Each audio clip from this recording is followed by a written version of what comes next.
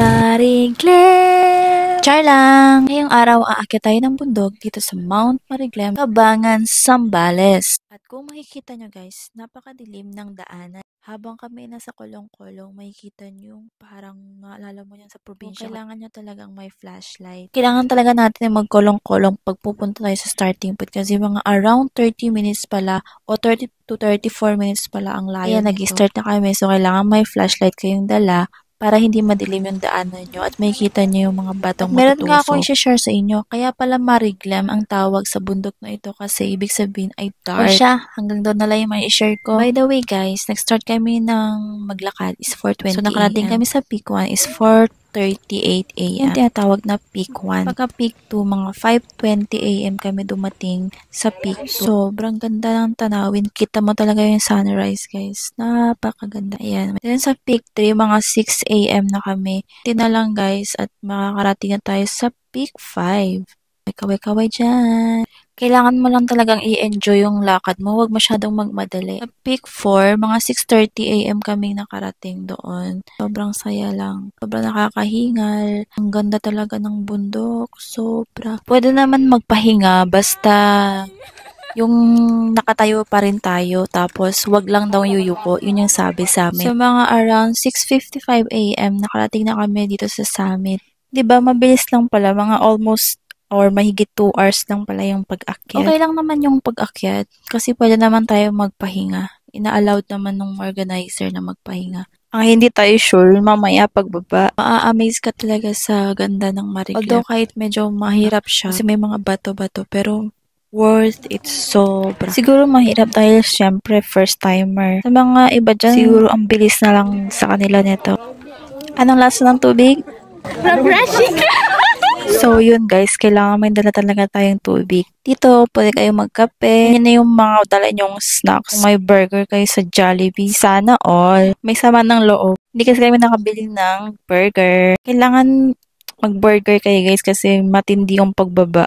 Ganda ng bundok, di ba? Parang saglit lang yung pagpapahinga kasi bababa na tayo guys. At nakasalubong ko nga si kuya na nagtitinda ng mga palamig. Salud sa mga nagtitinda dito. Sobrang hirap ng dinadanas nila guys, di ba? Kaso mahirap lang talaga yung pagbaba. Ito, pinafocus ko yung pagbaba. Saan dapat aapa. Nga pala, sobrang laking tulong ng stick. Stick ka kasi. Siya yung pupwesto doon sa dapat na alalay. Tapos, pag nilagay mo yung stick doon sa area na space, saka ka ngayon hahakbang kasi may alalay ka na. So, hindi ka mapapahamak. Kaya I suggest and I recommend you guys to buy super tibay na stick. So, ayun guys, medyo nanginginig na ako dyan. Nanginginig na yung mga binti, mga tuhod. At nakikita nyo naman, sobrang lalaki ng mga bato. Matutusok-tusok pa. Kaya kailangan careful. Biro nyo yan. Tuloy-tuloy yan guys. Tuloy-tuloy pa yan. Saglit na yung pahinga namin dyan. Kaya nag-decide talaga ako magpalit ng ng tsinelas. Kasi hindi talaga kaya ang sakit.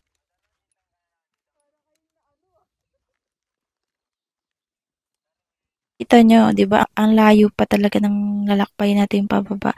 So, ginusto nyo yan, di ba? Sobrang init guys pababa. Kailangan nyo talaga magdala ng sombrero. Kung ayaw nyo mangitim, magdala kayo ng jacket na anti-UV. Tsaka yung gloves na anti-UV din. Tapos meron pa kayong anti-UV. Basta lahat ng anti-UV guys. Anti-UV rays. Hirap na ako dyan pero nagbi-video pa ako dyan, di ba? Kasi hindi natin palagpasin yung moment na to. Sobrang sulit, sobrang worth it. Sobrang ganda ng experience. Pagod man tayo pero guys, this is it. Natutuwa at nagpapasalamat ako kay madam yung sa unahan ko guys. Sobrang thank you. Kasi lagi lang talaga siya nakabantay sa akin. Hindi niya ako kasi yung last yata. Sure kung ako yung last sa batch na binabantay. Ko, ang ganda niyan. Hindi nangitim yung kamay ko. Sabi nga ni madam, kami daw yung pinakamabagal na batch. Pero kasi ang dami naming pahinga eh. Nakakapagod kaya. Kaya, ayun, nung nakita namin, meron parang patag doon banda. Pahinga na naman, guys. Siyempre. Natutuwa nga kami kasi sa taga-agency, sabi kasi nila, malapit na to, ma'am. Konti na lang. Tag na. Patag na. Sabi namin, konti na lang ba talaga? Patag na ba talaga? Parang hindi pa.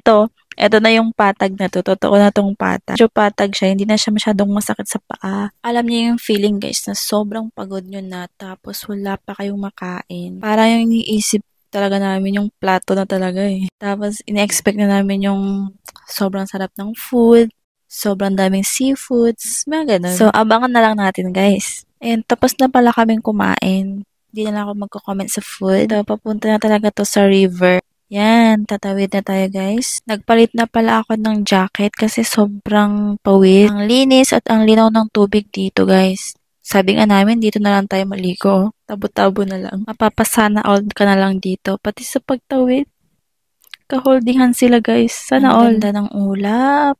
At dito na nga, nakarating na kami dito sa liguan na parang ilaw. Maraming foreigner dito na naliligo. Sobrang puno. Kasi na nga, yung iba, ayaw na nilang maligo kasi syempre pagod na din. Tapos nalipasan na ng pawis. Ngayon ko lang napansin, thank you kuya sa pagbigay ng daan. Isa rin talaga to sa inaabangan kong kasi puntahan. Miss na rin namin yung ganitong klaseng tubig. Fresh. Yan o guys, diba?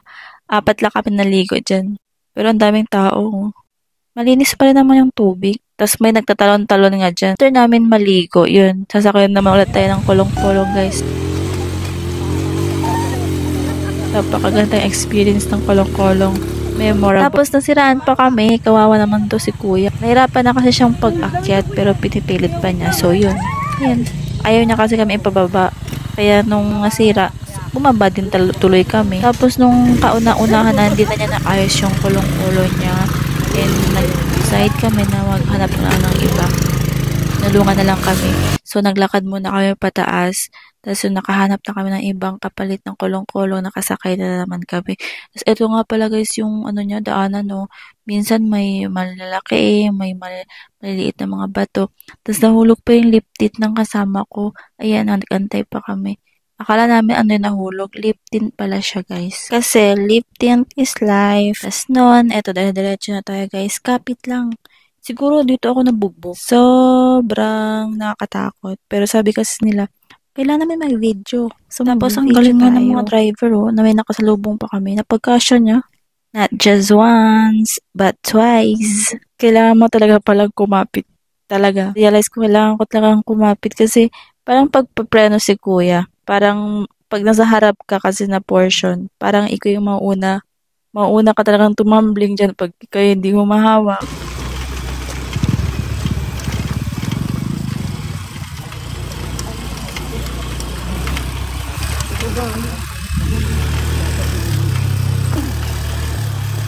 At napaarangkada pa nga bato na talagang to the max pa rin, diba? Sanay na sila sa ganitong klaseng biyahe nila. Kaya sobrang saludo sa inyo mga sir. Sa umaga kasi, dito rin tayo dumaan. Pero hindi mo lang kasi mapapansin yung pinakatanawin mo. Ngayon, nakikita natin na sobrang ganda. Sobrang ubak-ubak pala siya. Kaya pala, buti na lang kasi nung umaga nasa likod ako, hindi ako sa harap. Pabalik na nga pala ito. Doon tayo mag-shower sa may shower area. Kasi andun na nakapark yung van natin pa uwi. After na to, wala na tayong activities. Kaya ito na yung last. And maaga pa tayo nakatapos. Hindi na kasi kami nag-sightseeing sa may beach. Kaya, kasi pagod na guys. Hindi talaga kayang powers. And sobrang init pa. Kaya dito na, kailangan natin mag-shower. Tapos, hindi ko na rin pala na video yung showeran namin. Ang kulit nga ng showeran namin. Kasi meron silang CR. Pero hindi lahat. Kasi sobrang dami ng gustong mag-shower. Hindi na nila ma-accommodate lahat ng mga tourists or mga napupunta doon. So, yun. Gumawa sila ng parang mini showeran tent. And then, bibili ka ng timbang tubig sa kanila for 30 to 35 pesos per timba. Comment nyo guys kung ilang timba yung nagamit yung tubig. Tapos meron pa ako isang kwento. Yung, di ba may tent doon. Yung tent na yon, di syempre nabigay na sa'yo yung timbang tubig. Tapos, kapag okay ka na, ready ka na, isasara ka nila. Mabilis lang kasi ako maligo. Kasi syempre, banlaw lang. Ayun, nung tapos na ako magbihis at okay na, di ko alam kung paano makalabas. So, nung nabuksan nila ako, sobrang pawis na ako. Para din ako naligo. Thank you pala kay Sir Driver. At dinaan kami dito mag-stop over for the dinner. Shocking para preparation na rin dinner pabalik pa uwing Manila. Bye-bye! Annyeong ni kasayo! Kamsahamnida!